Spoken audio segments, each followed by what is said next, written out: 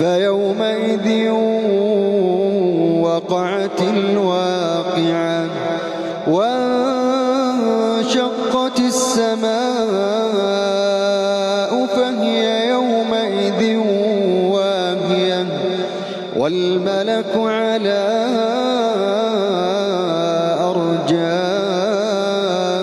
أرجائها ويحمل عرش ربك فوقهم يومئذ ثمانية يومئذ تعرضون لا تخفى منكم يومئذ تعرضون لا تخفى منكم خافية فأما من أوتي كتابه بيمينه فيقول هاؤم اقرءوا كتابيه إني ظننت أني ملاق حسابيه فهو في عيشة راضية في جنة عالية قطوفها دانية كلوا واشربوا هنيئا بما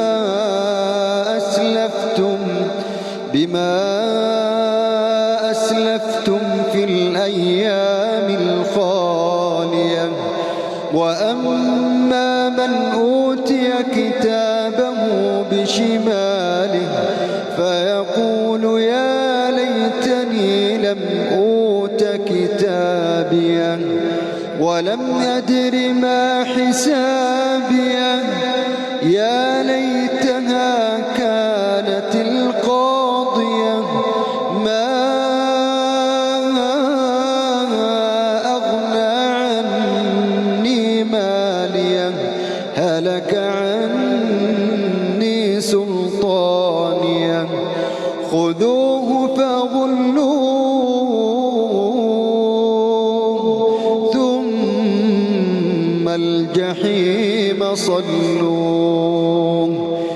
ثم في سلسلة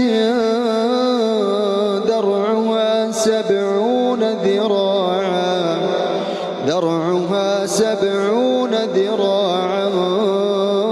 فاسلكوه إنه كان لا يؤمن بالله العظيم ولا يحض على طعام المسكين فليس له اليوم هاهنا حميم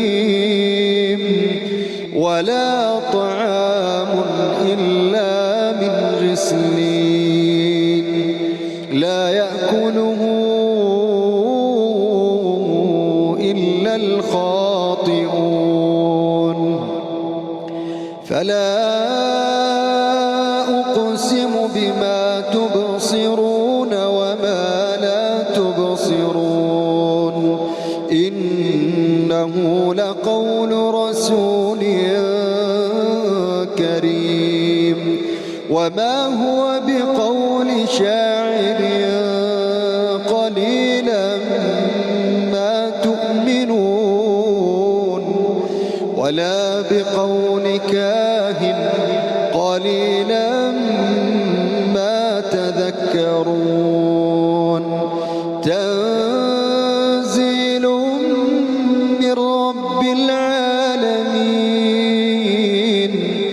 ولو تقول علينا بعض الأقاويل لأخذنا منه باليمين ثم لقطعنا منه الوتين فما منكم من أحد عنه حاجزين وإنه لتذكرة للمتقين وإنا لنعلم أن منكم مكذبين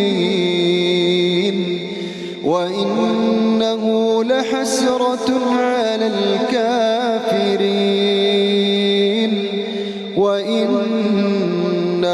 لحق اليقين فسبح باسم ربك العظيم.